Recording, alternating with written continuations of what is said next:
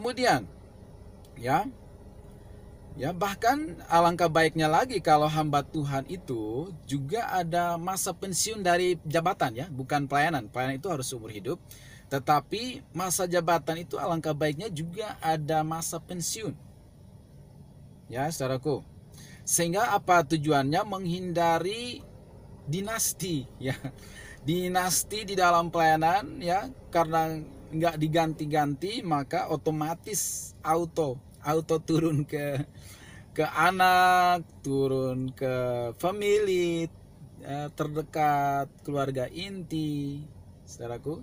Sehingga itu jadi pelayanan keluarga ya, milik pribadi, jadi kayak perusahaan pribadi ya.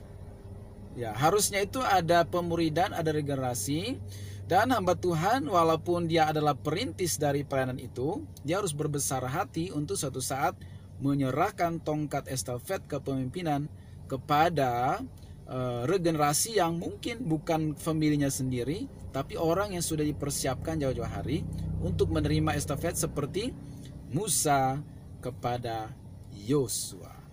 Ya, hamba Tuhan juga harus ingat bahwa dia atau hamba Tuhan itu bukan CEO gereja ya, tetapi dia adalah doulos, budak. Ya, mungkin seperti di antara orang Yahudi, kalau kita mau masuk ke rumah mereka itu ada budak yang tugasnya itu adalah mencuci kaki para tamu. Itulah doulos, budak.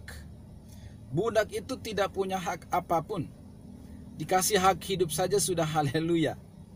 Ya, dikasih kesempatan lainnya aja itu udah kehormatan sebenarnya ya. Dia tidak punya hak apapun terhadap apapun, atas apapun. Nah, ini harus diingat oleh hamba Tuhan supaya kita tidak terjebak ya di dalam ya harta dunia ini ya. Kadang-kadang kita dalam gereja tetapi ada cinta uang di sana ya. Kemudian ya, hamba Tuhan harus tahir, bersih tangannya dari uang, terhadap uang.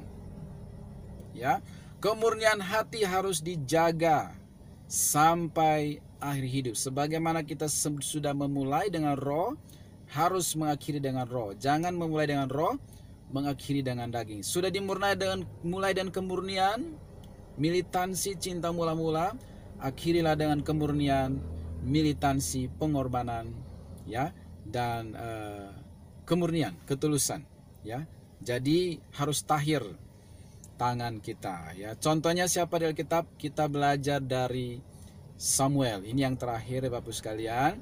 Samuel pasal 12 ayat 3 sampai 5. Saya waktu baca ayat ini, hati saya sangat tersentuh dan diberkati ya. 1 Samuel 12 ayat 3 sampai 5.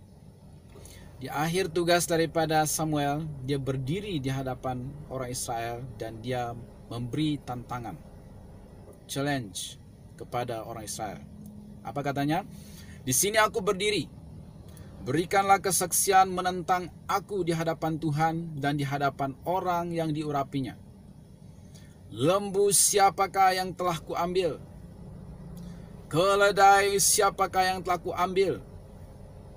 Siapakah yang telah kuperas? Siapakah yang telah kuperlakukan dengan kekerasan? Dari tangan siapakah telah kuterima sogok, sehingga aku harus tutup mata?